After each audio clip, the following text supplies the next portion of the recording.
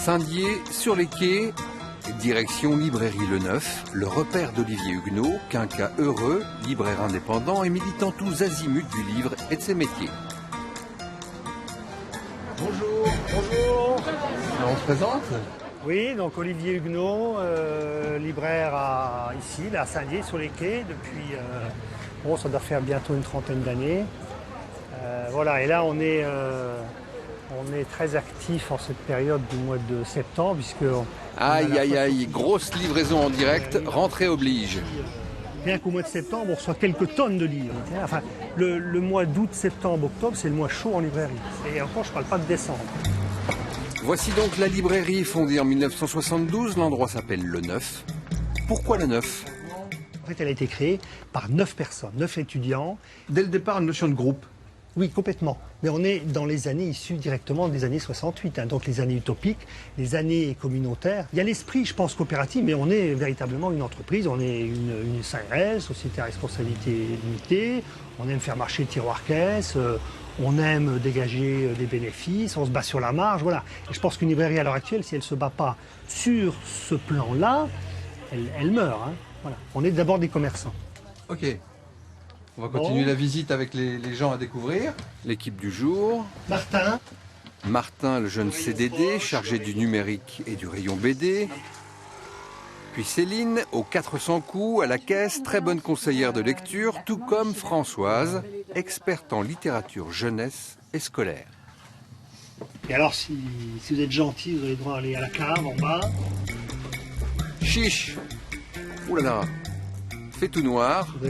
Alors on exclut Lulu, descend tout chousse dans les entrailles de la librairie. Ah oui, c'est la première fois que quelqu'un rentre ici, caméra à la main. Hein. Voici 6 pieds sous terre, l'antre de Rachel. Merci beaucoup. Bonjour Rachel. Bonjour. On a beaucoup de choses qui arrivent.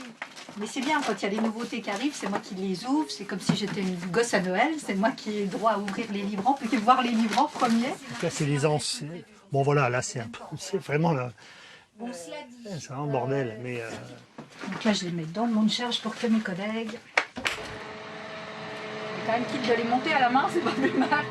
Meilleur ami de la libraire, le monte-charge. On a toujours à l'esprit cette idée de travailler ensemble et de mutualiser tout ce qu'on fait. Et il n'y a pas de souci de claustrophobie? Non, pas du tout. Moi, j'ai le soleil dans la tête, donc rien, tout me va. Tout me va, il n'y a pas de souci, non. Mais j'ai le droit de remonter au premier étage en même temps. Combien de fois par jour? Ah, je ne suis pas limitée. C'est à mon bon vouloir. Lorsque tout à coup, le libraire sort de sa tanière pour se livrer. Je râlais à l'époque, mais mes parents voulaient absolument pas qu'on ait la télé. Donc en fait, j'ai lu.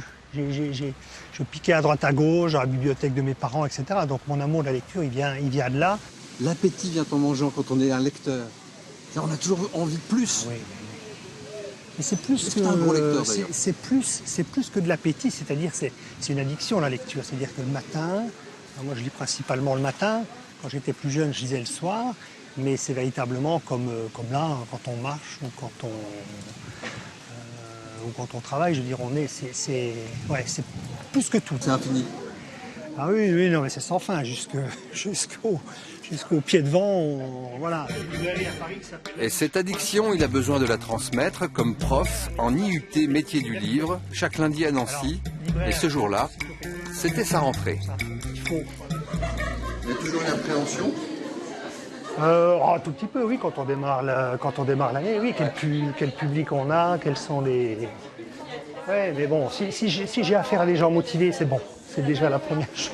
Et la méthode Huguenot, c'est exigence, rigueur. Ne pas rester dans la moyenne. Il faut y aller, hein, il faut vraiment donner tout ce que vous avez. Libraire, un métier d'encyclopédiste et d'actualité. Alors, c'est pour ça qu'il demande à ses étudiantes d'être branchées sur l'actualité du métier. Alors chaque lundi, petit quiz noté sur le monde du livre. Ces étudiantes seront aussi bénévoles au FIG, le Festival international de géographie de Saint-Dié. Olivier y coordonne le Salon du livre depuis 27 ans, toujours en équipe avec Joël et Frédéric et sa très précieuse assistante. Alors Angélique... Angélique, avec qui je travaille depuis, ça doit faire une quinzaine d'années, non? On est un tandem qui fonctionne bien tous les deux, donc non, il n'y a pas de souci. Tu es entouré de bouquins, mais tu es aussi surtout entouré de gens, tout le temps. Ah oui, non, mais moi je peux pas. En plus, je suis pas quelqu'un qui... Je dis pas que j'aime pas décider. Ça ne me pose aucun problème si je dis c'est comme ça. Hein, en général, voilà. Mais j'aime bien m'entourer d'avis des gens, en fait, tout simplement. Hein. Hop. Le festival, la librairie, les cours envahissent sa vie toute l'année. Alors en chevauchant le cadeau de ses 50 ans, Olivier se donne joyeusement le temps de le prendre un peu.